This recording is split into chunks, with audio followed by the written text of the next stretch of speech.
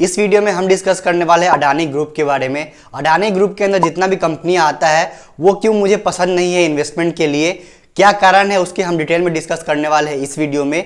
और अडानी ग्रुप की जो कुछ कंपनी है उस पर जो कर्ज है उस पर भी हम डिटेल में इस वीडियो में डिस्कस करने वाले हैं।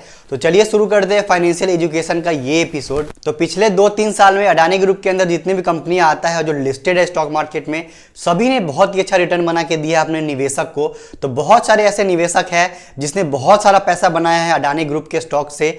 लगभग सभी ने अच्छा रिटर्न बना के दिया है, जैसे कि अडानी ग्रीन हो गया, अडानी पावर हो गया, अडानी इंटरप्राइजेज लिमिटेड हो गया, अडानी विल्मर हो गया, और भी बहुत सारे लिस्टेड कंपनी है। तो सभी ने अच्छा रिटर्न दिया है, एक्सपोनेंशियली ग्रो किया है, लोगों ने अच्छे पैसे बनाए हैं, निवेशक ने अच्छे पैसे बनाए हैं। लेकिन अगर आप करंट सिचुएशन देखेंगे तो बहुत सारे कंपनियां हैं अडानी ग्रुप के अंदर जिस पे बहुत सारा बर्डन है, बहुत सारा कर्ज है। जिसमें कंपनी है अडानी ग्रीन, तो इस कंपनी पे बहुत सारा कर्ज है। बहुत सारे क्रेडिट रिसर्च फर्म है जिन्होंने रेड फ्लैग किया है, क्रेडिट रेटिंग एजेंसी है जिन्होंने इस कंपनी को रेड फ्लैग किया है कि कंपनी ने बहुत ही ज़्यादा लीवरेज ले रखा है, बहुत ही ज़्यादा डेट ले रखा है। अगर अडानी ग्रीन की बात करूं तो इसका डेट टू कैपिटल रेशियो है 95% से ऊपर का डेट टू कैपिटल रेशियो है। और हम ये जानते हैं कि डेट टू इक्विटी रेशियो है 100% से अगर नीचे है तो वो अच्छा माना जाता है इन्वेस्टमेंट के लिए, निवेशक के लिए अच्छा माना जाता है कि उसमें रिस्क बहुत ही कम होता है। लेकिन आप भरोसा नहीं करेंगे कि डेट टू इक्विटी रेशियो इस कंपनी का अडानी ग्रीन का 2000% से भी ऊपर है। तो एक massive debt to equity ratio है और एशिया का दूसरा सबसे बड़ा लिवरेज कंपनी है, worst debt to equity ratio वाली कंपनी है जो एशिया में, यानी कि सबसे ज्यादा जो लिवरेज ले रखा है किसी कंपनी ने तो इसका दूसरा नंबर आता है। वर्स्ट कंपनी है जिसने सबसे ज्यादा डेट ले रखा है, कर्ज ले रखा है। तो कंपनी ओवरऑल बहुत ही अच्छा रिटर्न बना के दिया है अपने निवेशक को। एक्सपोनेंशियली ग्रोथ आया है इस स्टॉक्स में क्योंकि ये एक ऐसे सेक्टर से बिलोंग करता है, रिन्यूएबल एनर्जी के सेक्टर से बिलोंग करता है जो बूमिंग सेक्टर है। आने वाले टाइम में इसमें ग्रोथ दिखता है, ग्रोथ अपॉर्चुनिटी बहुत ही ज़्यादा है, इसीलिए कंपनी का जो स्टॉक्स है बहुत ही एक्सपोनेंशियली ग्रो किया है। लेकिन जितना स्टॉक प्राइस का ग्रो कर चुका है, मेरा पर्सनल ओपिनियन है कि आगे चल के ऐसा ग्रोथ नहीं देखने के लिए मिलेगा। क्योंकि अगर ग्रोथ आएगा भी बिजनेस में तो शेयर प्राइस पहले ही इतना ग्रो कर चुका है कि अगर आगे बिजनेस अच्छा करे भी, प्रॉफिटेबिलिटी अच्छा से बढ़े भी, जैसा कंपनी को अनुमान है, जैसा कि लोगों को लग रहा है कि यहाँ पे पैसे छपेंगे, प्रॉफिटेबिलिटी बहुत ही एक्सपोनेंशियली ग्रो करेगा। अगर ऐसा होता भी है, कंपनी बिजनेस अच्छा करती भी है, जैसा कि कंपनी का अनुमान है कि 2025 तक कंपनी का जो ग्रोथ होगा वो 3-fold होगा, यानी कि यहाँ से 3 गुना कंपनी ग्रो करेगी। ऐसा होता भी है तो मुझे ऐसा लगता है कि जो स्टॉक प्राइस है उसमें रिफ्लेक्शन नहीं आपको देखने के लिए मिलेगा।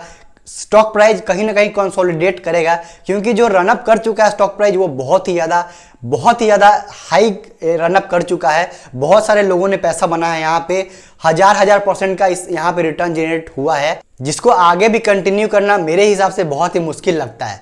तो यहाँ पे एक रेड फ्लैग है, बहुत ही ज़्यादा लिवरेज ले रखा है कंपनी ने, फाइनेंशियल रिस्क है। अगर मान लीजिए कि कुछ भी थोड़ा सा भी ऊपर नीचे होता है बिजनेस में या कुछ भी ऐसा होता है जिसके कारण डेट कर्ज नहीं चुका पाती है ये कंपनी, तो बहुत ज़्यादा रिस्क है इस कंपनी को।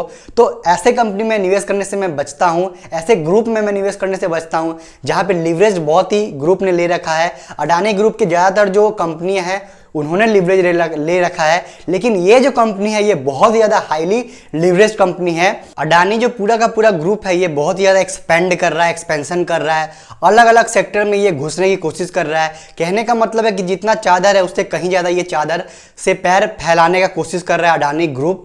बहुत सारे जिसमें ये इनको एक्सपर्टीज़ नहीं भी है जिस कैटेगरी में, उसमें भी ये इंटर कर रहे हैं, जैसे कि पेट्रोकेमिकल्स, रिफाइनिंग, टेलीकॉम, ऐसे करके बहुत सारे ऐसे सेक्टर है जिसमें कंपनी के जो ऑनर है अडानी जी वो इंटर करने की कोशिश कर रहे हैं। तो इसमें कोई प्रॉब्लम नहीं है, लेकिन जो ओवर लीवरेज लेके कंपनी जो पूरा का पूरा ग्रुप है वो एक्सपेंशन प्लान कर रहा है, जो मुझे लगता है कि सही नहीं है और जो बहुत ही ज़्यादा रिस्क है एज ए इंडिविजुअल इन्वेस्टर्स मेरे लिए और मेरे जैसे निवेशक के लिए। ये ग्रुप एक मुझे रिस्क के जैसा लगता है क्योंकि जिसमें एक्सपर्टीज नहीं है आपको और उसमें आप एक्सपेंड कर रहे हैं, कोई प्रॉब्लम नहीं है। लेकिन जिस हिसाब से आप एक्सपेंड कर रहे हैं, यानी कि आप लोन लेके, कर्ज लेके, डेट लेके एक्सपेंड कर रहे हैं, वो कहीं ना कहीं सही तरीका नहीं है एक्सपेंड करने का।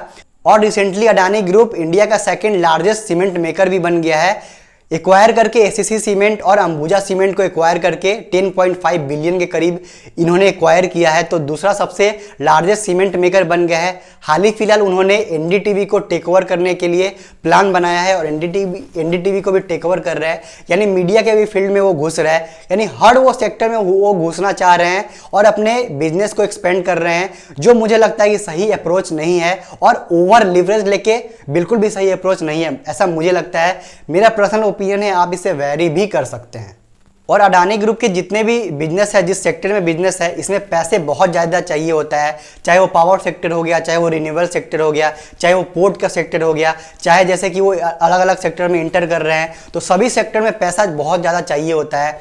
तो शुरू में जब कोई कंपनी को एक्वायर कर रहे हैं, कोई कंपनी को खरीद रहे हैं, तो पहले दिन से या पहले महीने से, पहले क्वार्टर से कोई भी कंपनी प्रॉफिट देना स्टार्ट नहीं करता है।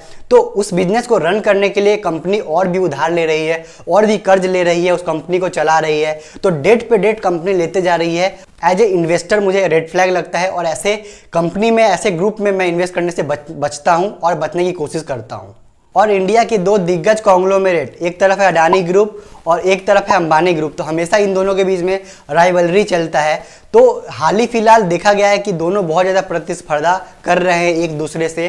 तो अच्छा बात है, आप प्रतिस्पर्धा करते हैं, बिजनेस में भी प्रतिस्पर्धा करते हैं, तो ये आपके ग्रोथ के लिए सही है, इंडिया के ग्रोथ के लिए सही है कि आप लोग सही से बिजनेस कर रहे हैं।